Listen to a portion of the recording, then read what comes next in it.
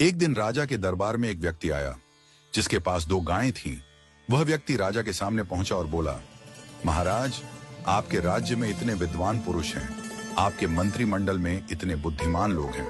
मैं एक साधारण सा प्रश्न पूछना चाहता हूं। क्या आप मुझे यह बता सकते हैं कि इन दो गायों में मां कौन है और बेटी कौन? राजा ने दोनों गायों का ध्यानपूर्वक निरीक्षण किया। उसने देखा कि दोनों गायें बिल्कुल एक जैसी थीं।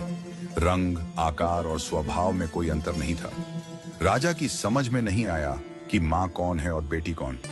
उसने अपने मंत्रिमंडल को बुलाया और सबसे बुद्धिमान मंत्री से कहा, तुम देखो और बताओ कि मां कौन है और बेटी कौन। मंत्री ने भी बड़ी बारीकी से दोनों गायों का निरीक्षण किया, लेकिन वह भी उत्तर नहीं दे पाया। धीरे धीरे मंत्रिमंडल के सभी सदस्यों ने कोशिश की, लेकिन कोई भी इस साधारण प्रश्न का उत्तर नहीं दे पाया।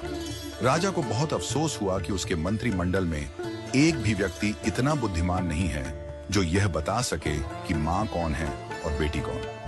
जब सबसे बुद्धिमान मंत्री अपने घर पहुंचा तो वह बहुत चिंतित था। उसकी पत्नी ने पूछा, आज आप इतने परेशान क्यों हैं? क्या हुआ? मंत्री ने कहा, आज राज्यसभा में एक व्यक्ति दो गायें लेकर आया था और पूछा कि इनमें मां कौन है और बेटी कौन। हम सबने देखा, लेकिन दोनों गायें एक जैसी दिखाई दी। कोई भी यह साधारण सा उत्तर नहीं दे पाया। मंत्री की पत्नी मुस्कुराई और बोली, कल मुझे भी राज्यसभा में ले चलिए, मैं इस प्रश्न का उत्तर देने की कोशिश करूंगी। अगले दिन जब राज्यसभा पुनः लगी, मंत्री ने राजा से अपनी पत्नी को सभा में लाने की अनुमति मांगी। राजा ने अनुमति दे दी। मंत्री की पत्नी को बुलाया गया और दोनों गायों को भी सभा में लाया गया। मंत्री की पत्नी ने कहा, महाराज, मुझे एक अवसर दें। उसने दोनों गायों के सामने घास के एक एक टोकरे रखवाए।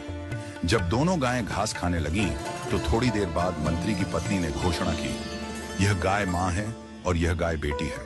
वह व्यक्ति जो गायें लेकर आया था, उसने तुरंत सहमति जताई और कहा, आपने बिल्कुल सही पहचाना। राजा ने आश्चर्य से पूछा, तुम्हें कैसे पता चला कि मां कौन है और बेटी कौन? मंत्री की पत्नी ने समझाया, जब मैंने दोनों के सामने एक जैसा घास का टोकरा रखा, तो जो बेटी थी उसने जल्दी जल्दी अपनी घास खा ली और अपनी मां के टोकरे में भी खाने लगी। दूसरी ओर मां ने घास खाने की गति को धीमा कर दिया, आराम से खाने लगी। एक मां ही इतनी निस्वार्थ होती है कि खुद भूखी रहकर भी अपनी संतान को खिलाती है। इस कहानी का संदेश बहुत गहरा है। जैसे एक मां निस्वार्थ प्रेम करती है और अपनी संतान की भलाई के लिए खुद को त्याग देती है, वैसे ही ईश्वर भी हमें बिना किसी अपेक्षा के सब कुछ देता है। हम सब ईश्वर की संतान हैं और उसने हमें यह सुंदर सृष्टि निस्वार्थ प्रेम से दी है।